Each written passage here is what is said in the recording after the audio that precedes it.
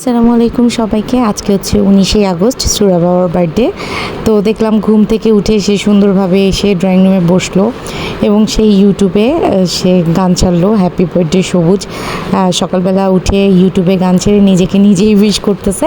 যদিও আমরা 12টা বাজে সবাই উইশ করছি, সে আমার বোনের কাছে তার বোনের কাছে 12টা বাজেই সে গিফট পেয়ে গেছে, 12টা বাজের আগেই।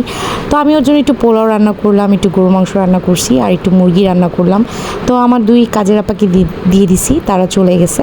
এখন আমি, সুরা বাবা, সুরা, তানিয়া আর আন্টি খেতে বসবো।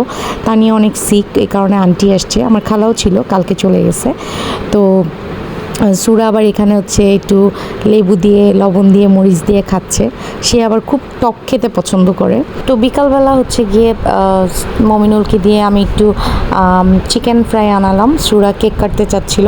তো গত সপ্তাহে বুধবারে হচ্ছে আমার চাচাতো বোনের হাজব্যান্ডটা ডেঙ্গু জ্বরে মারা যায়, সে কারণে ভীষণ মন খারাপ। তোর বার্থডে নিয়ে এবার আমাদের কোনোই প্ল্যান নেই। ওকে বলছি যে এবার বাবা কেক কাটবে না। সুরা বাবাও কেক কাটতে চাচ্ছিল না। তার মধ্যে তানিয়া প্রচুর অসুস্থ, ওই কারণে আন্টিও আসছে। ওর খুব জ্বর, ঠান্ডা, কাশি, আবার ইনফেকশনও ধরা পড়ছে।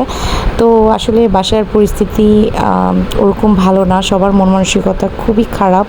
তো এই কারণে এবার ওর বার্থডেটা ঘরেই সিম্পলভাবেই করলাম। তো আমি, আন্টি, মমিনুল, সুরা বাবা, তা নিয়ে আমরা সবাই একসাথে বসে চিকেন খাচ্ছিলাম বিকালবেলা আর একটু নাটক দেখতেছিলাম। তো আজ এই পর্যন্তই, সবাইকে আল্লাহ হাফেজ।